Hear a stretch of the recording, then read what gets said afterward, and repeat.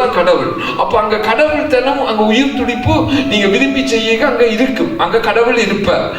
ஆனா நீங்க பேசி செய்யுங்க, அந்த உயிர் துடிப்பான அன்பு அதுக்கு இருக்கா, அந்த உயிர் துடிப்பு ஆழமான அன்பு.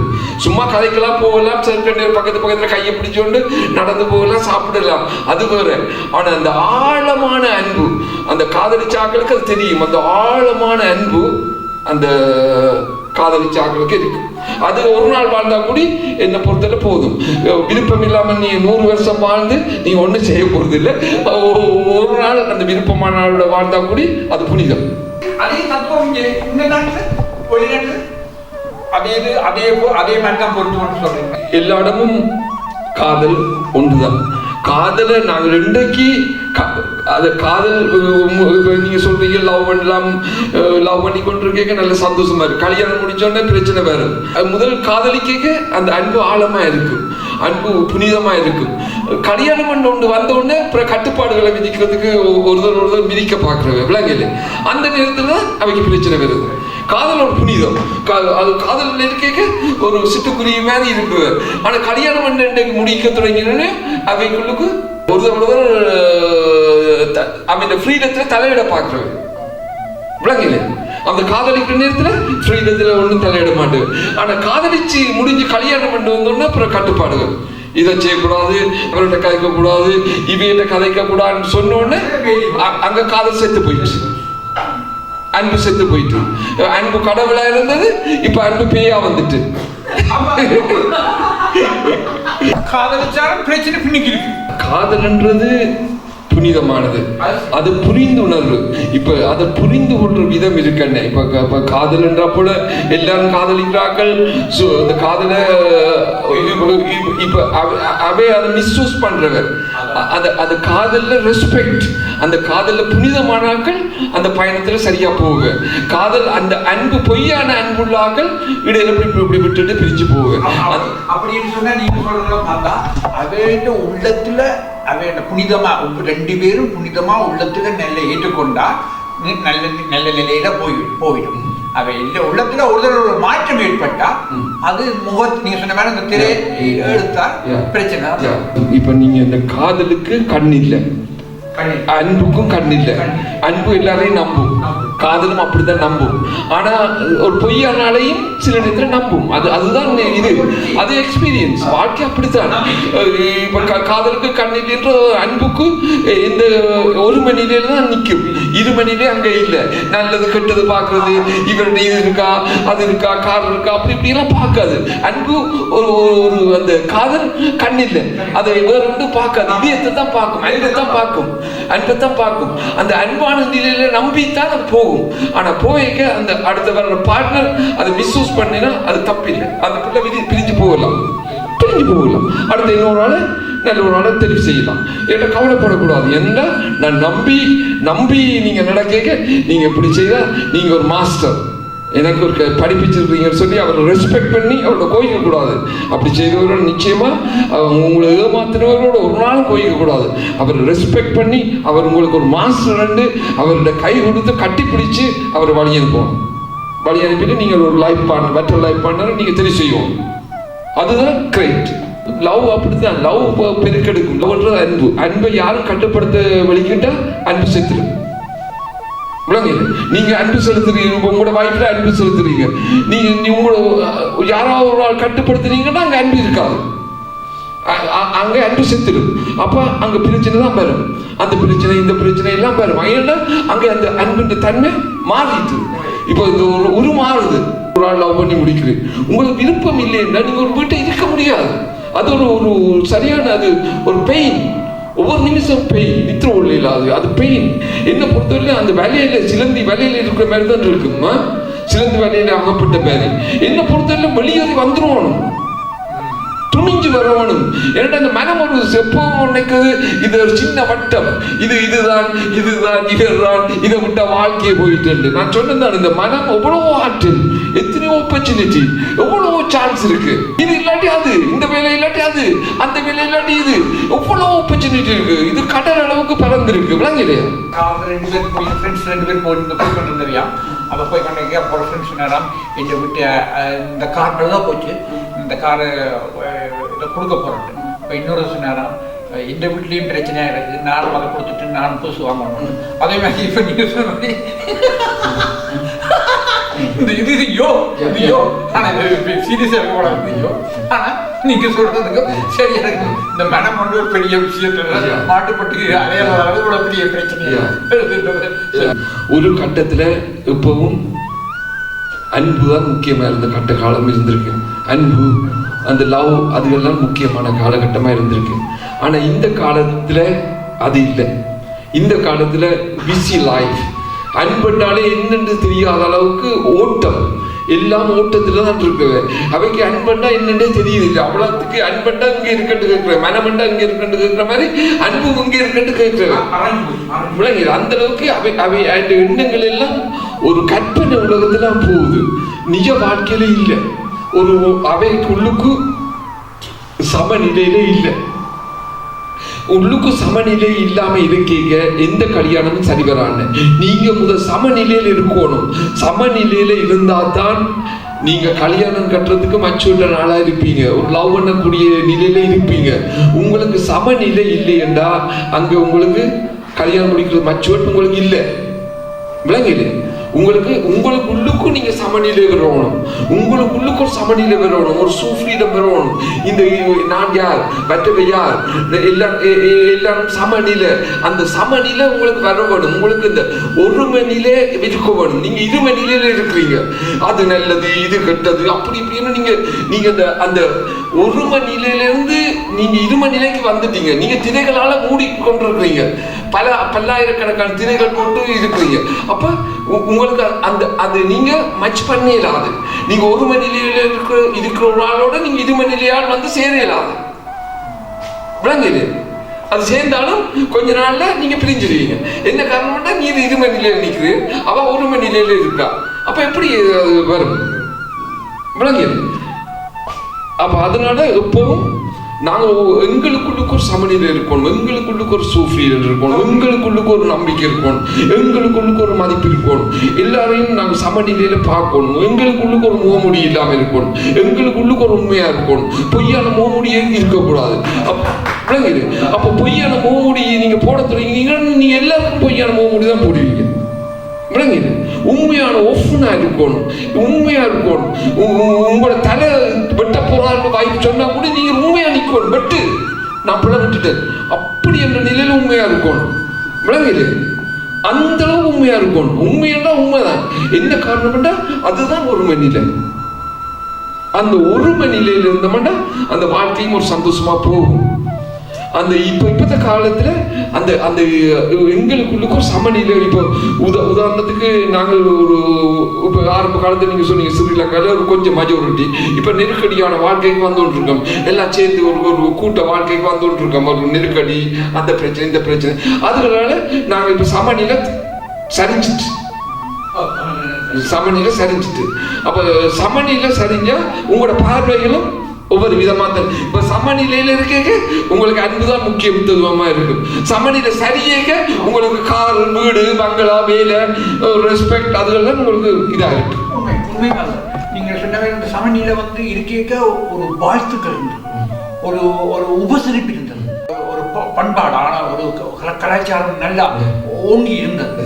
ஆனால் நீங்க சொன்ன மாதிரி அந்த சமநிலையில தவறுனால ஒருத்தர் கொள்ள ஆரம்பிக்க அந்த அன்பு முறியேக்க, இந்த வெறுப்பு விதைக்க, இது புரியக்க சமநிலை சரிஞ்சதால பெரிய பாதிப்புகள் நடக்க தொடங்கிட்டு. இதை திருப்பி கொண்டு வரணும்னு சொன்னா நீங்க சொன்ன மாதிரி இந்த அன்பு நிலையை உச்சத்துக்கு கொண்டு வரணும், இந்த உண்மை நிலையை நல்லா கொண்டு வரணும், வாழ்த்துக்களை நல்லா நிறைய கொண்டு வரணும். நீங்க சொன்ன சரிதான். இது எல்லாத்துக்கும் நீங்க சொன்ன ஒவ்வொரு கருத்தும் ஆழமான கருத்து. நன்றி நன்றி.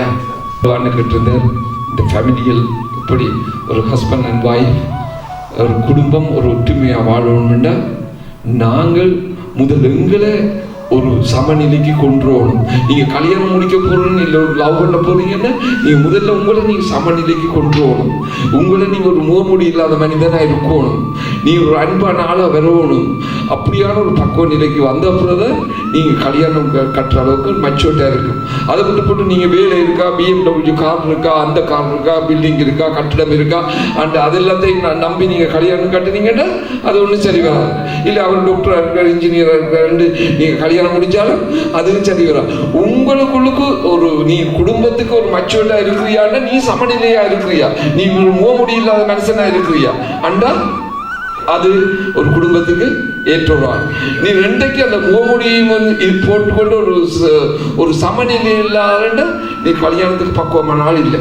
இன்றைக்கு இருக்கிற சமுதாயம், இளம் சமுதாயத்திலே பெண்கள் ஆணை திருமணம் செய்ய போவதாக இருந்தால் அந்த ஆண்டம் வீடு இருக்கா, கார் இருக்கா என்றெல்லாம் கேட்டு தான் இன்றைக்கு பெண்கள் ஒத்துக்கொள்கிற அளவுக்கு இன்றைய சூழ்நிலை இந்த புலம்பெயர் நாடுகள்.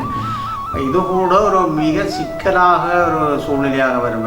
ஊறப்பட்ட விடயத்தில் பாக்கியத்தில் மனங்கள் இணைகிறதுக்கும் இது பணமும் காரம் இணைகிறதுக்குமான விடயம் தான் இங்கே இருக்குது.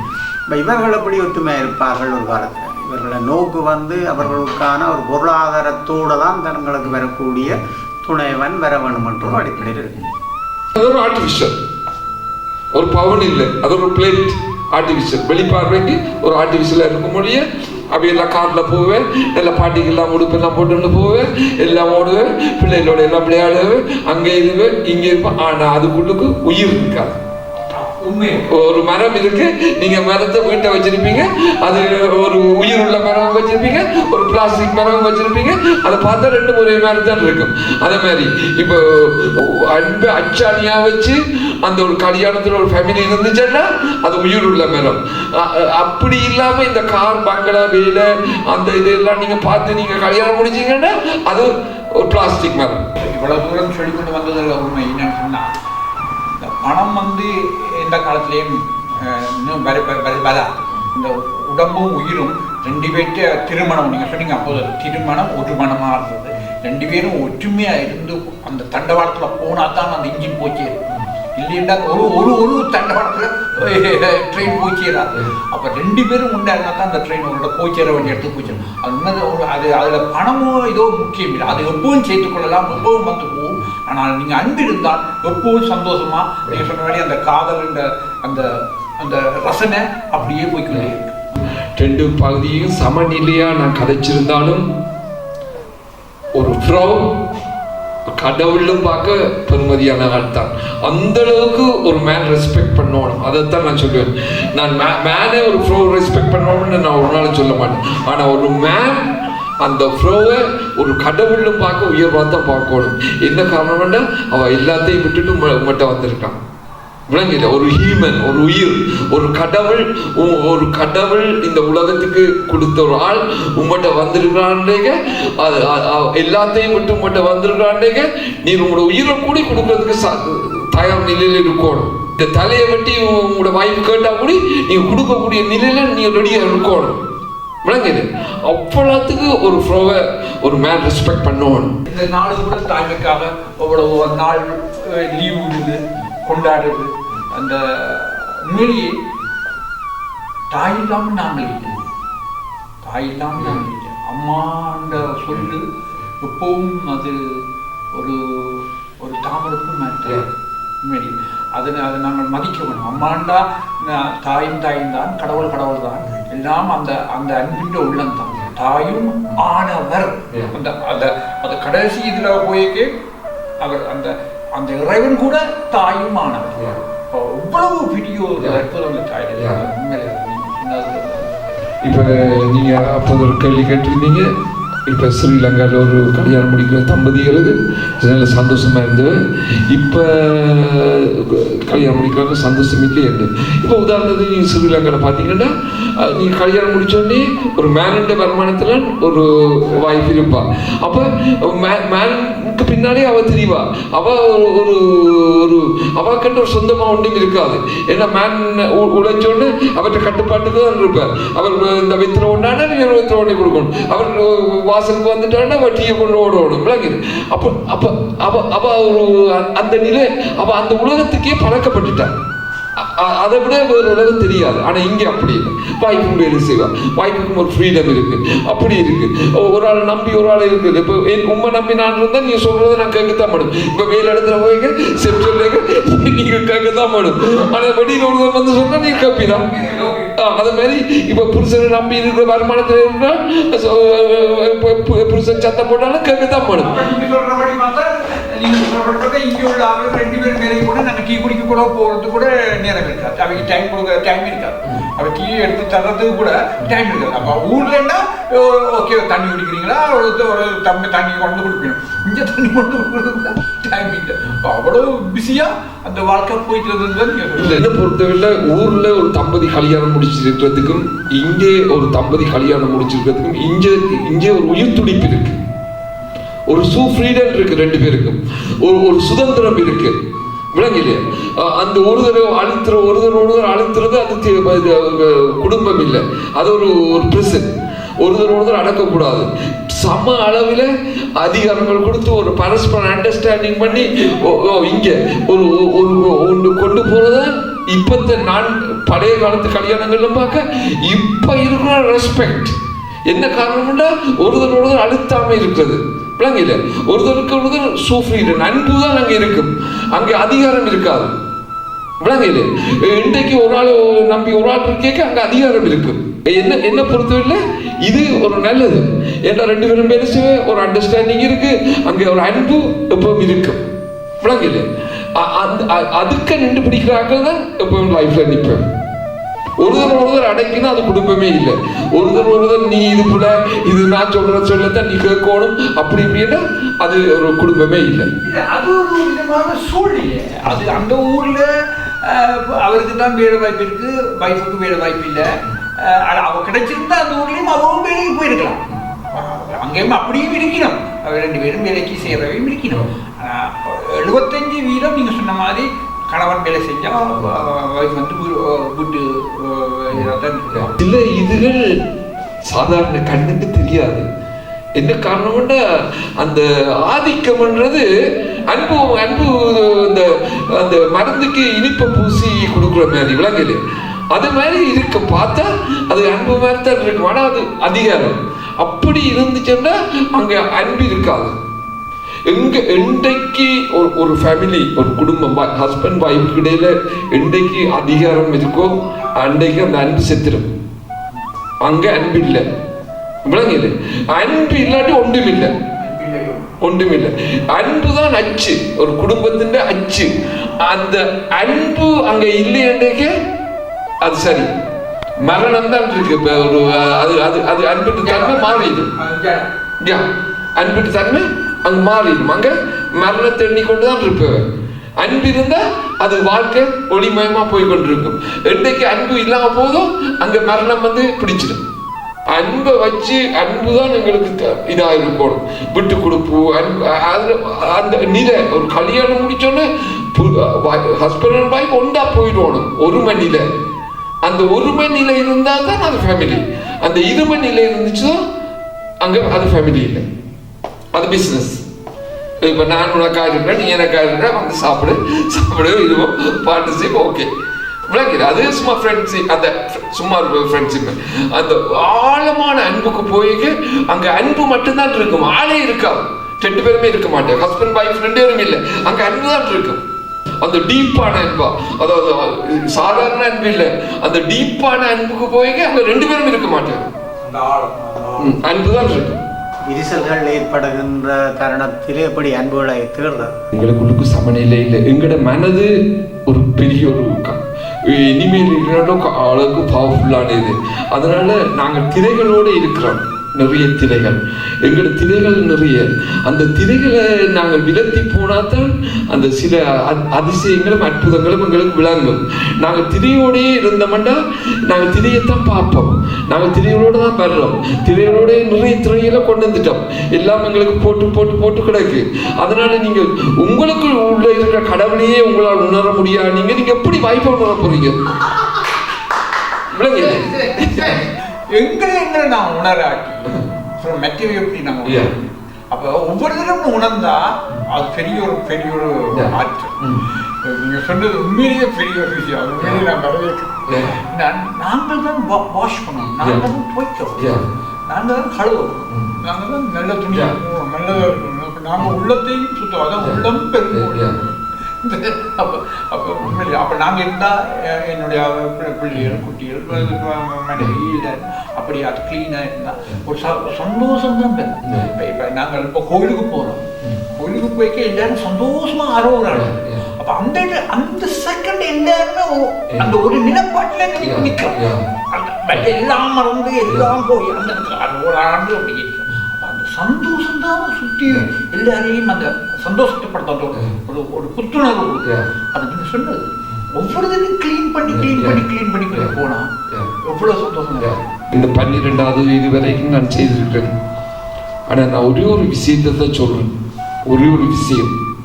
இந்த உலகத்திலேயே மனதை விட உயர்வானது ஒன்றும் இல்லை. நீங்கள் உங்களோட திரைகளை எல்லாம் அடிச்சு நொறுக்குங்க, தூள் தூளாக நொறுக்கணும். அந்த திரைகளை எல்லாம் அடிச்சு நொறுக்கணும், மோமுடியெல்லாம் புடுங்கி எறியணும், உங்களுக்கு இருக்க குப்பையில எல்லாத்தையும் நீங்க தூக்கி போடணும். அந்த பெரும் அற்புதத்தை நீங்க காணுவீங்க. என்னென்ன விஷயம் எல்லாம் நடக்கும், என்ன வேணும் உங்களுக்கு இந்த உலகத்துல நீங்க என்ன வேணுமெண்டா கூட கிடைக்கும். அந்த அளவுக்கு உங்கள்கிட்ட ஆற்றல் இருக்கு. அந்த நெருப்பு கனல் உங்களுக்குள்ளுக்கு இருக்கு. அந்த நெருப்பு கனல் என்ன வேணுமென்றாலும் உங்கள்கிட்ட செய்யக்கூடிய அற்புதமான மனதை வச்சுட்டு நீங்க ஒன்றுமே இல்லை, நீங்க ஒரு பிச்சைக்காரன் மாதிரி நீங்க நினைக்காதீங்க. நீங்க அந்த அளவுக்கு நீங்களே இல்லை. முதல் நீங்களா வரணும். முதல் நீங்களே இல்லை. நீங்கள் இல்லாம நீங்கள் ஒன்றை கதைக்கலாம். நீங்க முதல் சொந்தமா நீங்க உங்களை கண்டுபிடிக்கணும். உங்களை கண்டுபிடிச்ச அப்புறம்தான் நீங்க மிச்சத்தை பற்றி எல்லாம் உங்களுக்கு தெரிய வரும்.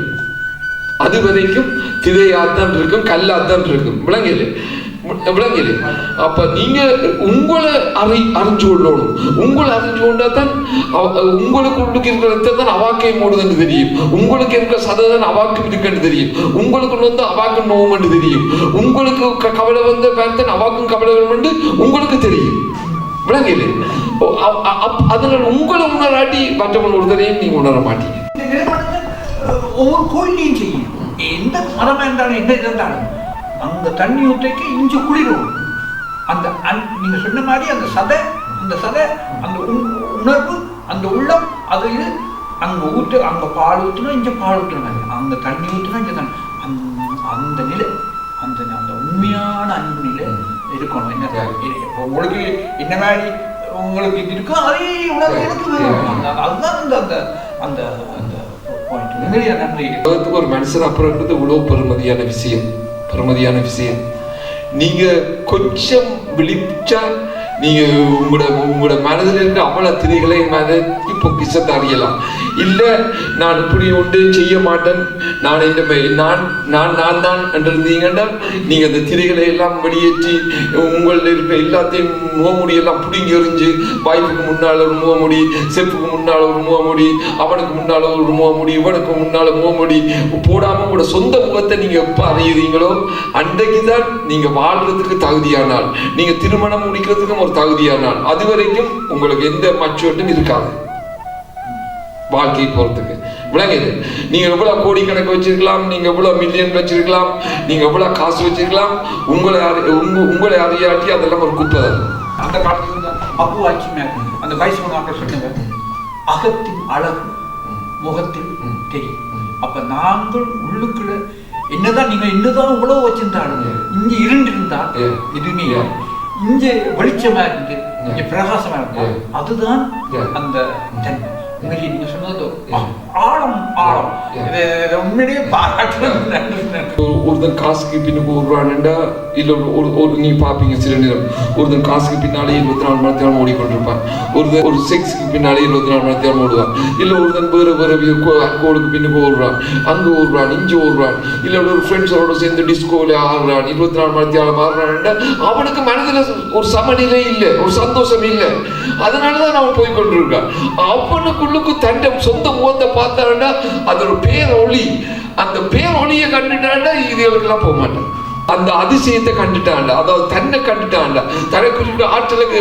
இப்ப நிச்சயமா இப்ப நீங்க ஒரு உங்களுக்குள்ளுக்கு திரை, ஒரு திரை இல்லை 1000 திரைகளுக்கு இருக்கேக்க அது உங்களுக்கு கண்ணுக்கு தெரியாது, விளங்குது. நீங்க உங்களோட சொந்த முகத்தை தெரியல. ஏன்னா நீங்க குழந்தையில பிறக்க நீங்க பிறந்ததுதான் சொந்த முகம். இப்ப சொந்த முகமே இல்லை. இப்ப நீங்க ஒரு திரை திரை திரை திரை ஒரு கொப்பி நீங்க அந்த குழந்தை தெய்வமா வந்த நிலை, நீங்க தெய்வம் என்ற நிலையிலிருந்தே நீங்க அதை மறந்துட்டீங்க. இப்ப நீங்க தெய்வத்தை தேடி ரோட்டா அலையறீங்க, அங்கே அலையறீங்க, இங்கே அலையறீங்க. நீங்க குழந்தை தெய்வமா நீங்க வந்தீங்க. இப்ப இத்தனை இடத்துக்கு போறீங்க, இங்க இருந்து அங்க போறீங்க, திருப்பதிக்கு போறீங்க, அங்க போறீங்க, இங்க போறீங்க. இந்த உலகம் எல்லாம் தேடி திரியுறீங்க. ஆனா தேடி திரிஞ்ச நான் கடவுளை கண்டதுன்னு நான் காணுறேன், விளங்குது. என்ன காரணம்னா நீங்க தேடி திரிஞ்சு கண்டுபிடிக்கக்கூடிய விஷயம் இல்லை. ஏன்னா நீங்க தேடி திரிய வேண்டிய அவசியமே இல்லை. நீங்க கடவுள், உங்களுக்குள்ள கடவுள் இருக்க. ஆனா நீங்க உங்களுக்கு இருக்க திரைகளை அகற்றுங்க, உங்களை மூடிய புடிங்க, உங்களுக்கு இருக்க திரைகளை எல்லாம் உடைச்சறியுங்க. அப்ப நீங்க கடவுளை காணுவீங்க. சரிதானே? இப்ப நாங்கள் எவ்வளோ நேரத்தை எடுத்து எவ்வளவு இது உங்களுக்கு எல்லாம் சொல்லியிருக்கோம். ஆனா நிச்சயமா ஒரு திறந்த மனமா உள்ள ஆளுக்கு நான் சொல்றதெல்லாம் விளங்கும். ஒரு திறந்த மனம், அதாவது ஒரு புனிதமான கண்ணோட பார்த்தீங்கன்னா உங்களுக்கு நான் சொல்றதெல்லாம் விளங்கும். நீங்க விசத்தோட பார்த்தீங்கன்னா என்ன நீங்க பைத்தியாரோ ஒரு முட்டாள்னு தான் சொல்லுவீங்க. உங்களோட கண், நீங்க பார்க்குற திரை, நீங்க திரையை வச்சுக்கொண்டு என்ன பார்த்தீங்கன்னா நான் இவர் என்ன எல்லாம் தெரிஞ்ச மாதிரி கலைக்கிறார், இவர் என்ன குவாண்டத்தை பற்றி இப்படி கலைக்கிறார், உடனே கண்ணீர் அடிச்சு நீங்கள் எல்லாம் தேடுவீங்க. ஆர்டிஃபிஷியல் இன்டெலிஜென்ஸ் இவன் கதைக்கிற எல்லாம் சரியா, இவன் கதைக்கிற பிள்ளைய அண்டு கதைப்பீங்க. உங்களோட விசாரணை இருந்தால் நீங்கள் அதை தேடுவீங்க. நீங்க நம்பிக்கை இருந்துச்சுன்னா நீங்க நம்புவீங்க. அதனால இப்ப இந்த உலகம் அப்படித்தான். இப்ப நான் இந்த காட்சி பார்த்தோன்னே என்ன செய்ய உடனே ஆர்டிஃபிஷியல் இன்டெலிஜென்ஸ் இதுக்கு சொல்ற சரியா அண்டுதான் கேட்பார், விளங்கல. என்ன காரணம்னா நீங்க ஒருத்தர் நம்பிக்கை இல்லை. என்ன காரணம்னா உங்களுக்குள்ளுக்கு திரைதான் இருக்கு. அப்ப திரையோட வச்சுக்கொண்டு நீங்க பாக்க நீ உங்களோட கண் புனிதமா இருந்துச்சுன்னா புனிதமான விஷயம் தான் உங்களுக்கு தெரியும். இருளான இருந்தீங்கன்னா பார்க்கறதெல்லாம் இருளா தான் தெரியும். நீங்கள் ஒரு நெருப்பு கணல் உங்களுக்கு வச்சிருக்கீங்க, உங்களோட மனம் அந்த நெருப்பு கணல் பேராற்றல். அந்த ஆற்றல்ல நீங்க இருட்டாக்கி வச்சுக்கொண்டு நீங்க பாத்தீங்கன்னா இருட்டா தான் தெரியும். நீங்க அதை வெளிச்சமாக்கி கொண்டு பாத்தீங்கன்னா இந்த வெளியில இருக்கிறதெல்லாம் தெரியும். அந்த பேராற்றல் அதை இருட்டாக்கிட்டு பாத்தீங்கன்னா உங்களுக்கு இருட்டு கொண்டு தெரியாது. அதனால அது உங்கள பிள்ளையில நீங்க இருட்டாக்கி வச்சிருக்கீங்க. முதல்ல நீங்க உங்களோட பேராற்றாதீங்க, உங்களோட எல்லாத்தையும் புடிங்கி எறியுங்க. நீங்க பேராற்ற காணுங்க. நீங்க எத்தனை பில்லியன் உங்களுக்கு வேணுமென்று நீங்க கனவு காணுங்க, நீங்க கற்பனை பண்ணுங்க. உங்களுக்கு எது வேணுமென்று கற்பனை பண்ணுங்க. உங்களோட மனம் அதுக்கான வழியை காட்டும். அதோட நான் முடிச்சுக்கொள்றேன்.